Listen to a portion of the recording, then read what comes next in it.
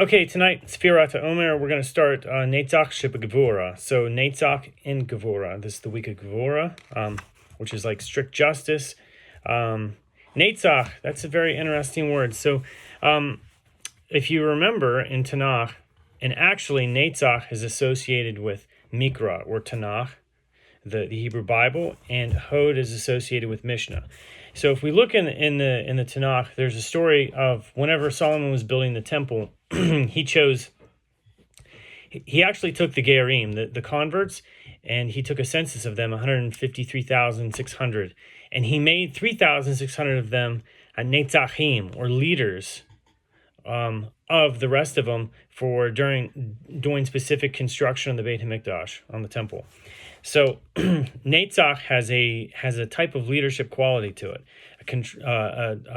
a thoughtful, well-understood control and understanding for organization and things like that. But anyway, have you ever asked yourself where your energy comes from?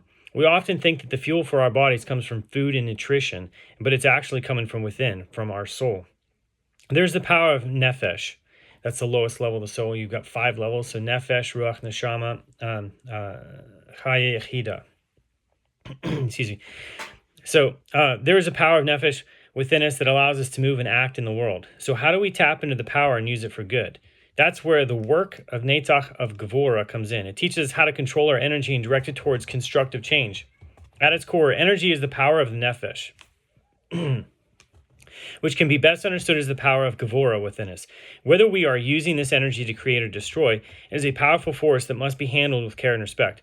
The concept of Netzach of Gevurah is all about finding the right balance of power within our nefesh. Too much energy can be just as detrimental as too little, and it is up to us to recognize the strength we have and use it wisely. And this is what the Netzachim did for constructing the temple.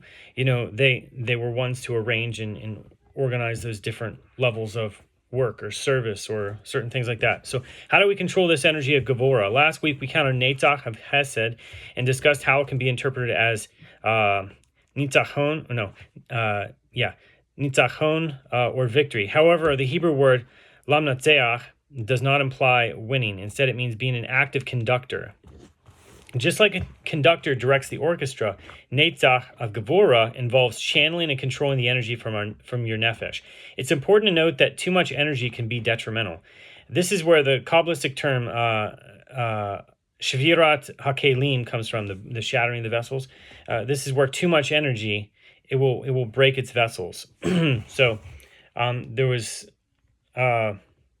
basically too much energy put inside of a vessel that Hashem created, and it shattered. So let's see. To explain the concept of energy and light, think of a light bulb. If we supply too much voltage, the light bulb will explode. So in Israel, our wall sockets supply 220 volts. In North America, the voltage is 110. At the power plant, the voltage can reach as high as 5,000 volts. So if we were to conduct electricity from a power plant directly to our wall, the house would burn down. This is an example of too much energy or too much light for vessels that don't have the capacity to receive it. To reiterate, we have a koach, a certain power in our nefesh, that is attached to the Sefirah of Gevurah. It's important for us to control it, as too much energy or too much Gevurah can be destructive, and too little energy will cause us to be unproductive. When one's energy is too low, have a cup of coffee. When one energy is too low, you may feel emptiness, which can translate into sadness, depression, loneliness, etc. Nevertheless, there are times when we all feel an emptiness inside of us. In Kabbalistic terms, this situation is known as kelim gadolim v'orot katanim, where there are large vessels but not enough light to fill them. So, like small light, right? So in order to reach the perfect balance, we need to have control over the Sefirah of Netzach, of Gevurah. Too much energy or too little energy will not put us in a good place. So striving for the perfect balance is important. Netzach of Gevurah is the power and ability to control how much Gevurah you see. So Netzach of Gevurah provides the power and ability to control how much energy is used. This organizing power helps people stay on schedule so their day can be more productive. During Pesach, in the Haggadah, we recite the phrase, Avadim hayinu Paro Mitzrayim. We were slaves to Pharaoh in Egypt, though none of us were actually slaves to Pharaoh in Egypt. The Haggadah still says, we were slaves. So Paro, is a symbol of the state of limitation or consciousness of awareness. When rearranged, the letters create hafra'ah, which means something that distracts us.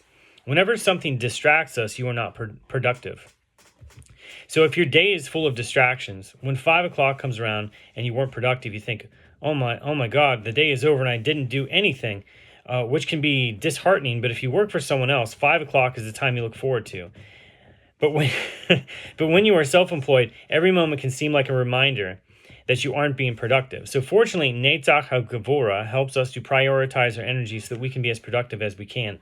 So we need to understand that we can't put too much strain on our vessels. For example, we can't push an engine past its limit or else it will break down. The same is true for ourselves. We can't push ourselves past our limit or else our spiritual energy will break down. The energy that we possess to do anything in our day-to-day lives is the power of our nefesh. This can manifest in different ways. One day we may feel full of energy and ready to go, while on other days we may have little motivation and feel weak. So the difference between these 2 days is the power and strength within us. Yes, you can blame it on hard labor. After working 9 hours, you might think you were tired because of your body, but no, the body doesn't get tired as you may think. It's the nefesh that gets tired. Imagine it like a battery. At the end of the day, your cell phone battery is down, and it's the same thing for you. Your energy is low because your soul has lost energy. To sum it up, energy is the power of your nefesh, the power of your soul. For anything physical to happen, there must be some type of power present. When you move your hand, you are using energy that comes from your nefesh. So how do we know energy is coming from our nefesh? If you give an energy bar to a dead person, would it help? No, the dead person is still dead. Why is the energy bar not giving them energy? Because the energy comes from the soul, not the body. It is a misconception to think that your energy comes from your body. Well, it's 100% correct that what will fuel our body is nutrition, the food we eat, but the energy only comes from our soul. Take a moment to analyze everything you do and ask yourself where the energy for your actions is coming from. Why is it that on some days your prayer feels unfocused, yet on other days you feel like every word is meaningful when you are meditating on them? The answer lies in your nefesh, the power of your soul. When too much energy is used or when something is done too intensely, it's like taking a small flower and holding it too tightly.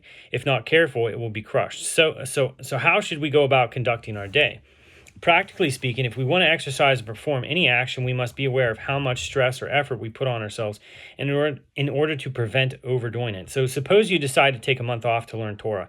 At first, the learning is going great, an hour here, an hour there, but by the third or fourth hour, you find yourself putting too much energy into learning. It just won't work, and the result is overload or burnout, destructive energy.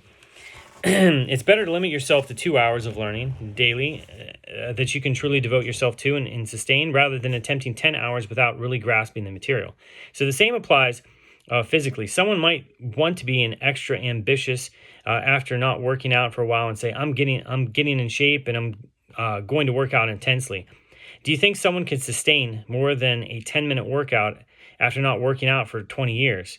After 10 minutes, they will collapse on the floor. The exercise here is to recognize when you are putting too much strain on yourself, be it financially, emotionally, mentally, spiritually. It is equally important to know when you're not putting enough effort in. The trick is to aim for balance. How much energy are you investing in any given task? What is the right amount? This is the work of Netzach, of Gevurah. The soul is the generator of energy, not food or pills or energy bars. Try waking up at 4 a.m., learn Torah and immerse in a mikvah. Boost your soul with real energy. You become supercharged. What happens to most people? They put in the effort of learning Torah and doing mitzvot, but one sentence of Lashon Hara undoes all their hard work. The energy they loaded into their soul was zapped, and in an instant you can only feed your soul with energy through Torah and mitzvot. There's no other way. The problem arises when we cause all that energy to leak out through our own doing. Suddenly, the mitzvot and Torah seem as if they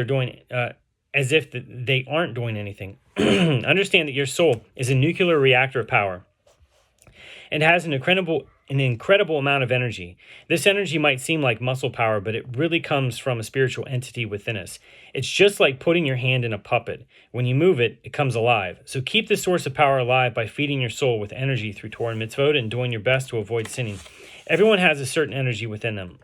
This energy can manifest itself as kindness or anger. The key is to use the power of Netzach, of conducting, to take that energy and direct it in a positive way to help others. Learn Torah or do something else constructive. By using your own sephirah of Netzach in this way, you can find an outlet for that energy that turns it from negative to positive. Today, meditate on using Netzach, a Gevurah, to effectively control the energy within your soul and direct it to the right places at the right times in exactly the right amounts. So this way you can use your immense power for good and avoid causing harm, ensuring your entire energy is used to fulfill its highest potential.